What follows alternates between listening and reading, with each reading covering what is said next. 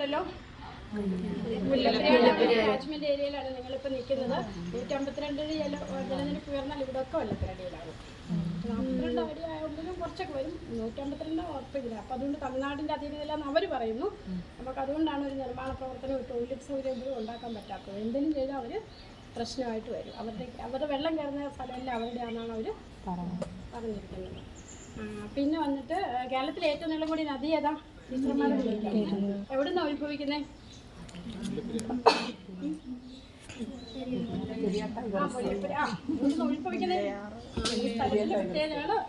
ഇവിടുത്തെ ശിവഗിരിമല, വെസ്റ്റേൺ ഘാട്ടിലെ ശിവഗിരിമല എന്ന് പറയുന്ന പെരിയാർ ടൈഗർ റിസർവില ഒരു പുഴ ഉത്ഭവിക്കുന്ന സ്ഥലം എന്നൊക്കെ പറയുമ്പോൾ എന്ത് മനോഹരമായിരിക്കും.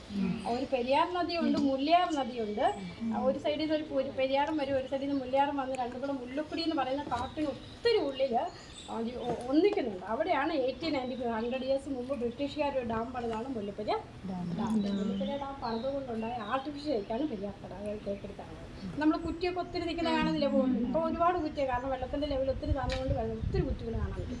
അപ്പം വെള്ളമില്ലാത്ത വനമേഖല വെള്ളം കയറി കവറായി അങ്ങനെ ഉണ്ടായ ഒരു ലേക്കാണ് തേക്കടി തടാകം, ആർട്ടിഫിഷ്യൽ ലേക്ക്. അതുകൊണ്ടാണ് കുറ്റികളൊക്കെ ബാക്കിയെല്ലാം തീർന്നു പോയി. തേക്കിറ്റി മരങ്ങളൊക്കെ ഇപ്പോഴും അവിടെ അങ്ങനെ നിൽക്കുന്നുണ്ട്. അതാണ് കുറ്റികളൊക്കെ. അവിടെയാണ് നമ്മൾ ബോട്ടിന് ഇങ്ങനെ പോകുന്നത്. ഈ സൈഡിൽ 90 കിലോമീറ്റർ തമിഴ്നാട് ബൗണ്ടറിയാണ്. നമ്മളിപ്പോൾ നിൽക്കുന്ന ബോട്ട് ലാൻഡിങ്ങാണ് യുവാജിയുടെ കാര്യത്തിന്.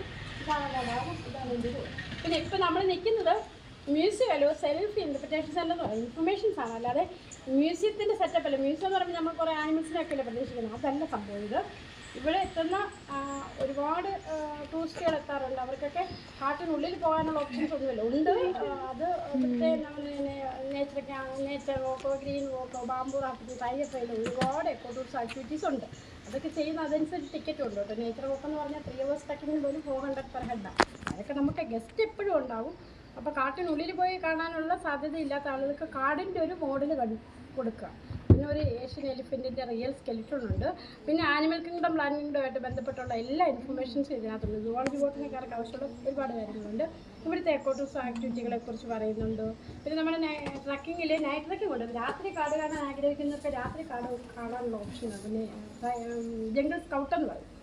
4000 per head ടിക്കറ്റ്. പക്ഷേ രാത്രിയിൽ 3 മണിക്കൂർ 7 to 10, 10 to 1 രാത്രിയിൽ നമുക്ക് ട്രക്കിംഗ് കൂടെ നടക്കുന്നുണ്ട്. അപ്പോൾ ആ രാത്രിയിലെ മനസ്സിൻ്റെ മോഡിൽ കൊണ്ട് ജംഗിൾ സ്കൗട്ട്. പിന്നെ വന്നിട്ട് മുല്ലപ്പെരിയാർ ഡാമിൻ്റെ കൺസ്ട്രക്ഷൻ കാര്യങ്ങളൊക്കെ പറഞ്ഞിട്ടുണ്ട്. ഇതാണ് ഇതിനുള്ളിലൊരു. പിന്നെ നമ്മളൊരു ഫ്ലൈറ്റിൽ കൂടെ കിട്ടുക.